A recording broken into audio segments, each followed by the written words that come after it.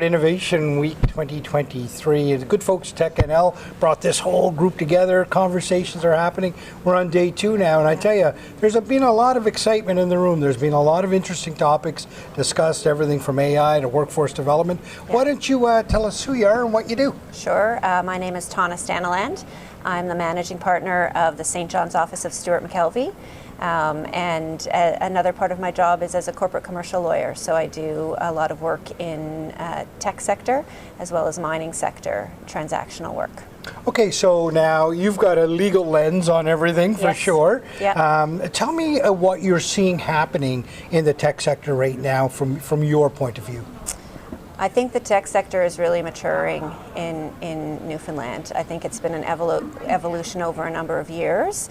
Some people think about it as new. It's not. We have clients going back in the tech sector sort of from early days, all who went a different route. They went kind of a private company route, and you have a lot of big companies that are private, like Vision 33, Blue Drop, some of these other companies. But what's happened now is there's the new model of sort of equity investment that has happened, and it's driven a lot of, I think, startup young entrepreneurs who want to be involved, and a different kind of rapid growth and a chasing of sort of the big dream of growing rapidly and selling your company, which is new.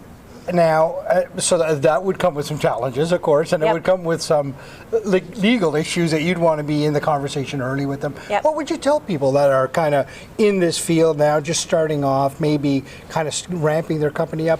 What are the importance of the services that you might provide? I think from my perspective, it's really important for them to understand that they do need advice. They need trusted advisors, whether it's us or somebody else, whether it's key people in the industry who have been around. I think a lot of people have really good ideas, and they have things that could be very successful, and they assume that everybody out there is out there for their interest, and it's not necessarily the case.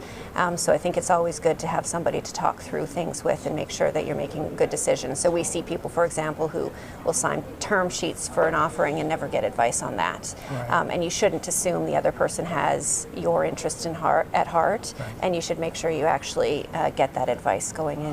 Yeah, trusted advice and mentorship, often two different things, right? Yep. And a mentor is maybe your champion kicking the tires, but a trusted advisor in the other case is really looking at it from a business point of view. Yep, and for you. And understanding there's different paths, because my own experience is that people now think there is only one path. They think that they have an idea, they develop it, they have a seed round, they have a Series A, they have a Series B, they do the big exit of some kind, and that's what they think the path is. But if you actually look deep into the industry, there's a lot of companies, they may start out that way, but that's not actually how it goes, right? So you have to plan for that, but also have in your back pocket the things that you need if it takes longer or you go down a different route. Are you protected as you go forward? And it's great to have somebody like you or somebody like you on the team that has seen these things play out before, and can show them the way that the pitfalls that might be there and what's in their best interest. No, I agree. I think it's really important. What are you most excited about in the tech sector in Newfoundland right now? I honestly love the enthusiasm. I do think that we are in a place where we really, we want to grow the community. We want to grow our expertise. I personally believe that we can do big things here. As I have said to you before, I moved here from Toronto, so I practiced law in Toronto, and I came here and I did securities law, big deals there. And the second I came here, I was told, oh, well, you can't do that here. And the answer is you can do it here, and people are doing it here. So I think as we are building this expertise and as people are seeing success stories happen, they get really excited, and they start to believe that everything is possible here. So then we're retaining our own people, we're attracting people from away to come here, and we're making the community vibrant. And there's a real genuine desire for collaboration here. Yep. People want to work. You see it in this conference, right? And you see government, industry, academia, everybody swirling around, everybody wanting to work together, and they understand that a rising tide floats all boats in this part of the world, and they get it, right? It must be fun for you to be in the middle of all of this conversation, because everybody that I just mentioned there needs advice.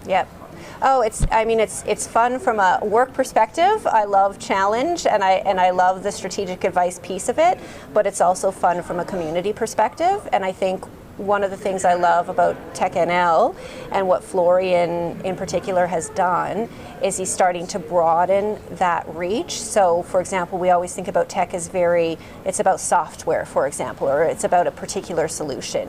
And so TechNL is starting to broaden that to say, well, but how does it apply to our mining industry? How does it apply to our energy industry? And start to bring that same sort of passion and enthusiasm to solving problems in those industries, which I think is exciting.